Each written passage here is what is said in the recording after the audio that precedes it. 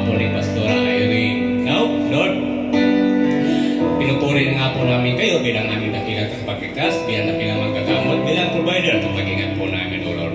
Lord, you are Jehovah Rapha, Jehovah Jireh, Lord of Lords, King of Kings, Prince of Peace, Lord. Lord, kayo po ang may likha ng langit at lupa, maging sangkatauhan, Lord. Lord, ito kami sa iyong harapan, nagpapakumbabang, humihingi ng kapatawaran sa aming mga nagawang mga pagkakasala, pagkukulang po namin sa inyo. Sa mga nabanggit po ng aming labi, naisip ng aming isipan na hindi po kalugod-lugod sa iyo. Sinasadya o di namin sinasadya pagkakasala.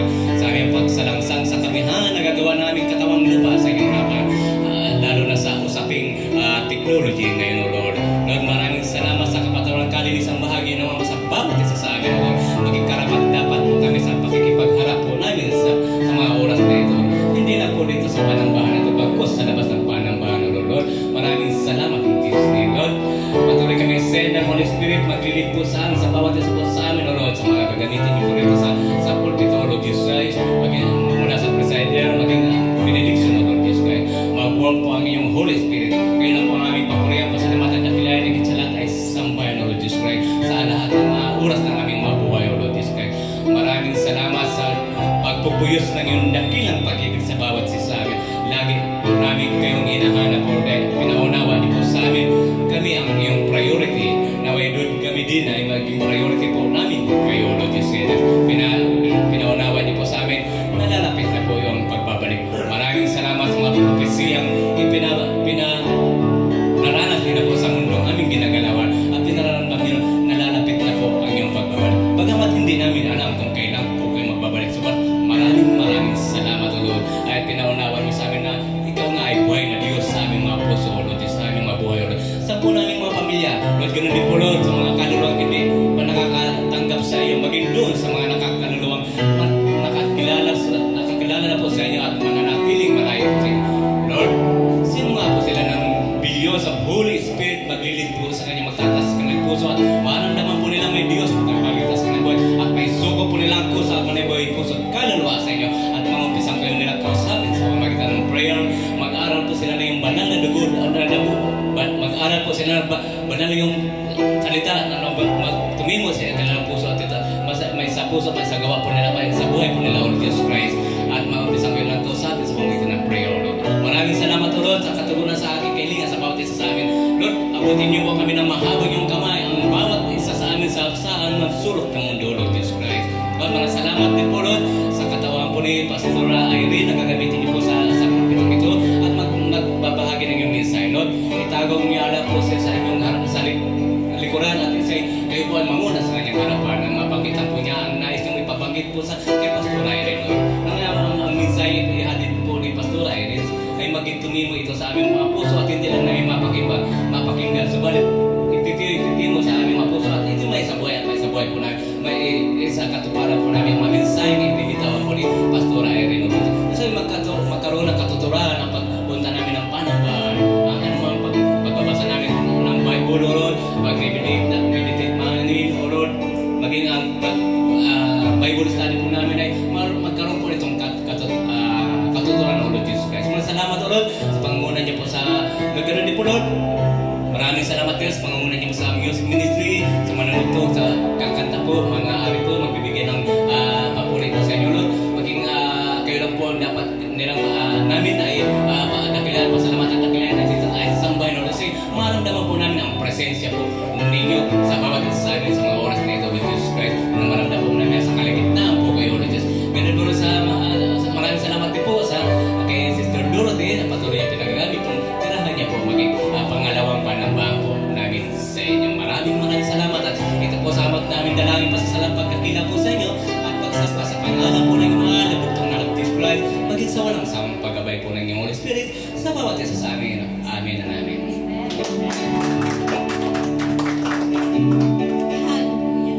Sabing po ba tayong magpuri sa ating Panginoon? Amen! Dapat purihin natin ang ating Panginoon. We glory you, Lord Jesus. Praise the Lord.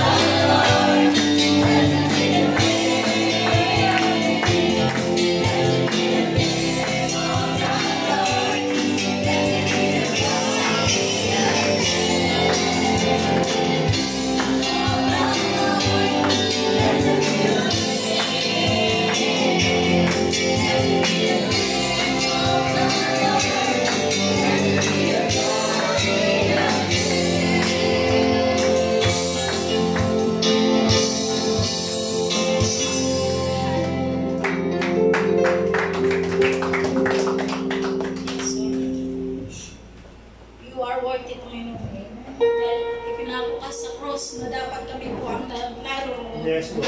You are died in the cross, Panginoon. Yes, oh God.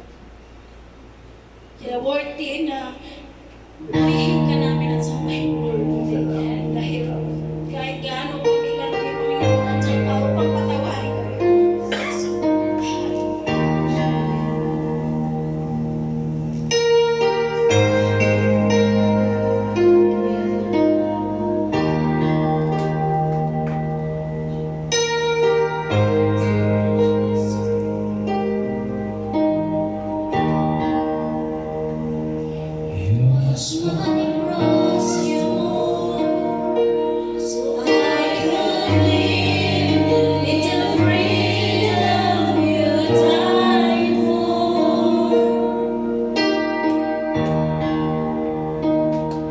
Now my life is yours.